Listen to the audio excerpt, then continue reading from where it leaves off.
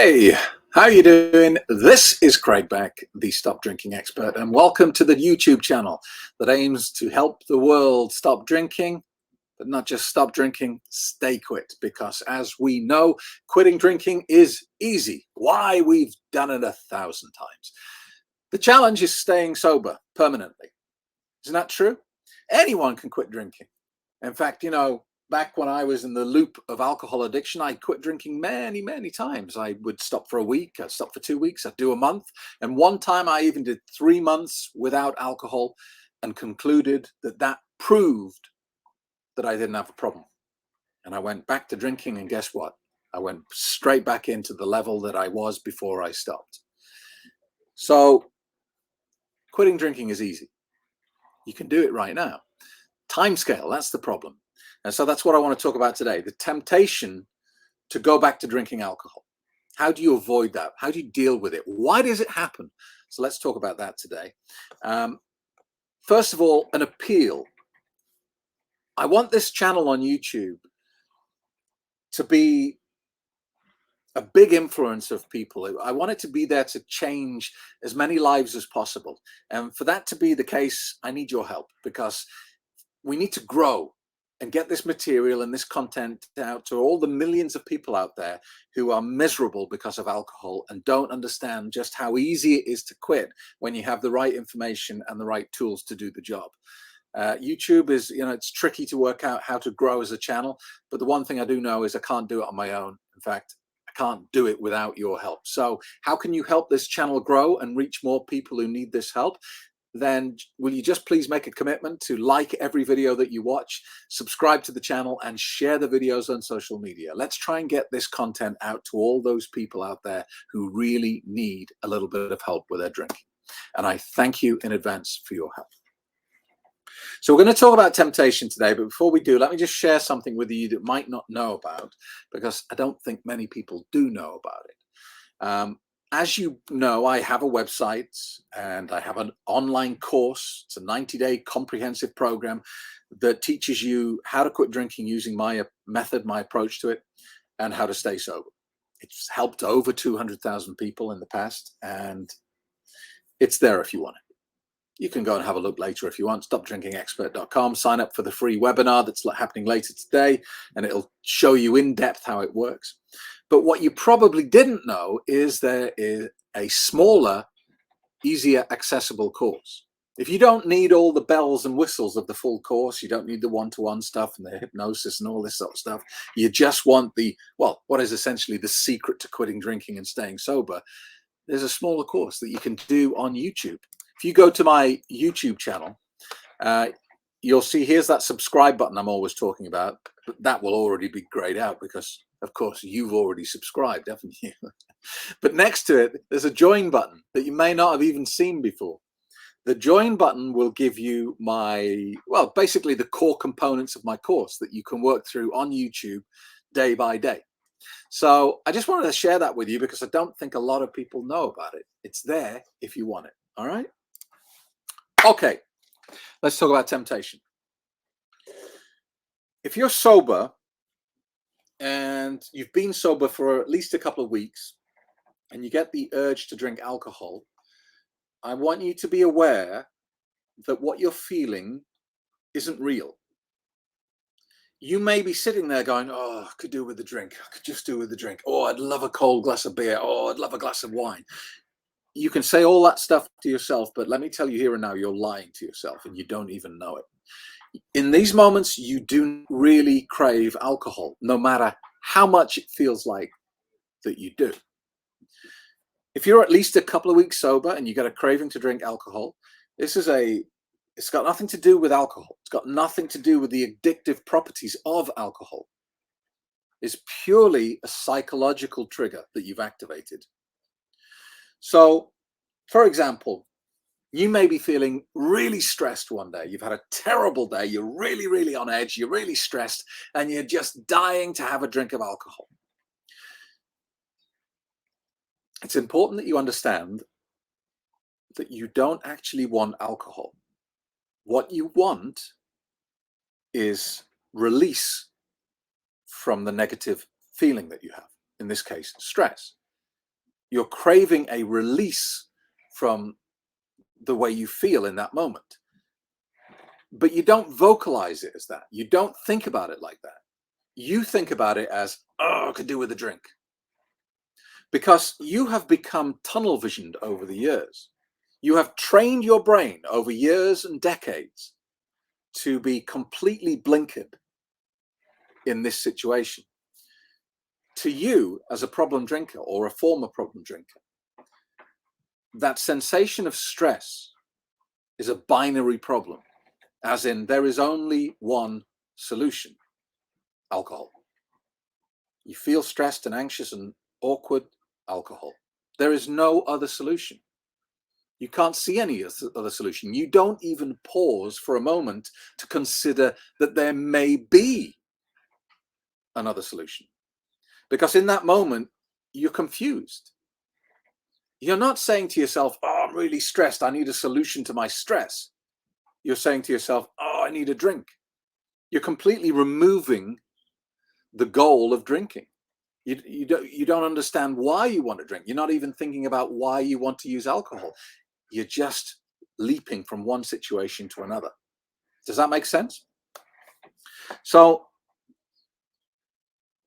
you might think, well, so what, Craig? It doesn't matter how you label it. I still want to drink alcohol. It does matter. Because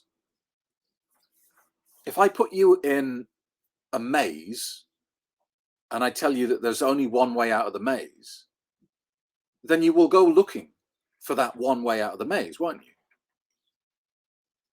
If I tell you there are 100 ways out of the maze, it will change the way you approach your situation, won't you? You'll be thinking, well, there's loads of ways for me to get out of this. I just need to look around and they'll be everywhere. But if I tell you there's only one way out, can you see how that constricts your thinking? Now you're not looking for creative solutions or anything else. You're panicking a little bit because you're thinking there's only one way out. Where is it? Where is this one thing? And that's what you're doing with alcohol when you get these temptations. You're lying to yourself that there's only one solution to your problem, and it is alcohol. So you have to kind of stop for a moment in these times when you have this temptation to drink. You have to stop and question yourself. And you have to say, why do I want to drink? What's it going to give me? Because the truth is, you're not craving alcohol. You're craving the perceived benefit that you believe exists as a result of drinking alcohol.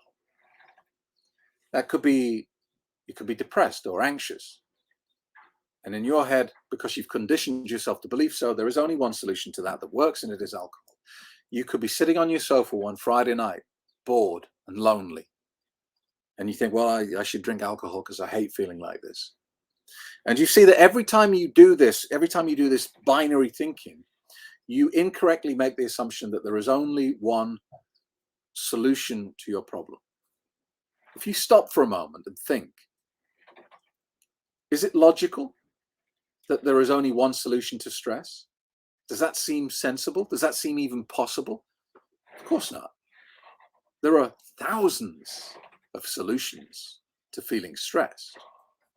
Now, granted, not all of them will work for you. Maybe only a handful of these solutions will work for you. But there's a handful of things you could do that don't involve drinking. But most people never stop to consider them because they're so fixated on what they've trained their brain to believe that they can't see the wood for the trees. They can't see the reality of their situation. Let's go back to that example of loneliness. You're sitting at home on your own, feeling like nobody loves you, nobody cares about you. You could drop down dead and nobody would even notice, and you're feeling all lonely. And the clown is going, you know the solution. It's in a bottle. I can get it for you. But if you just stop and say, what am I craving here? Well, I'm not really craving alcohol. I'm craving an end to the loneliness. I'm craving connection with other human beings. That's what I'm craving. So how do I get that? And if you think about it, drinking alcohol doesn't get you that, does it? If you're lonely and you're craving a connection with other human beings, if you just stop for a moment and say, hang on a minute, Drinking alcohol doesn't even give me the goal. It just distracts me from the goal. So let's think of a handful of things you can do now in that situation that don't involve alcohol. Well, there's always a way to have a human interaction. There are 8 billion of us. You know, part of the reason I come here to the boat and I work on the boat is because I live in the countryside at home. And I found during lockdown, I was getting really depressed and lonely because my wife would go to work and I would sit in my office in the middle of the countryside and I wouldn't see another human being until my wife came home from work. And I was getting really lonely. And I come here to my boat and I might have 5 conversations of 60 seconds on the way to the boat with other boat owners and people that I see. And that's all I need.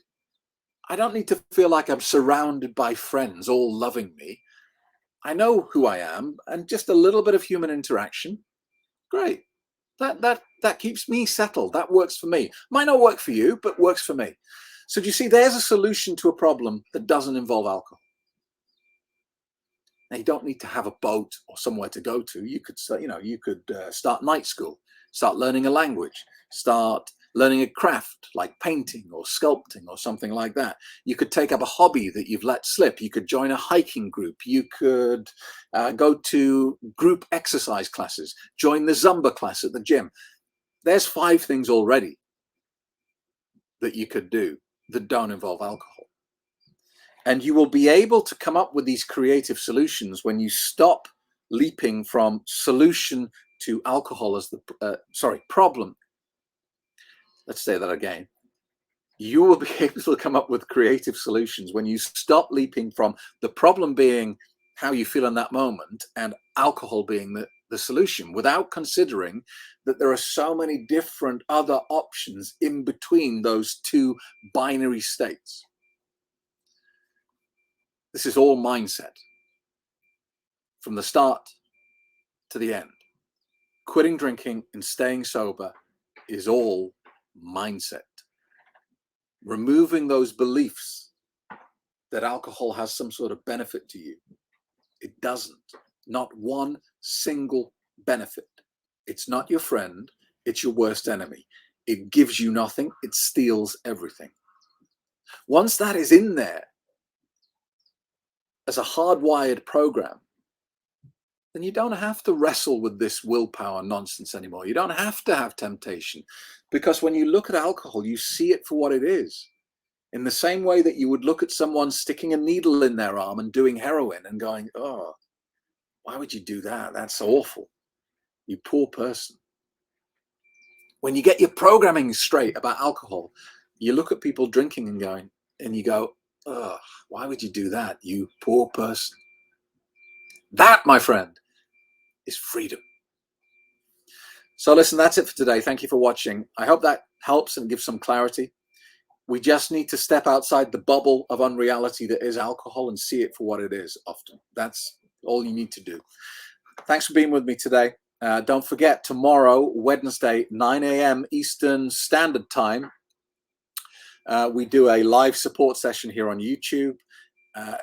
Please try and put it in your diary and come along every week, because I think it's really important, if you want to stay sober, that we have these weekly meetings. You don't have to say anything. You don't have to appear or anything like that. You don't even have to comment. But I think it's really valuable that we all come together, say hi to each other, pat each other on the back for another sober week, and help out the people that need a bit of support. So that's every Wednesday, 9 a.m. Eastern Standard Time, live on YouTube, Facebook, Twitch, and Twitter as well, I believe. Thanks for watching. I'll see you in the next video.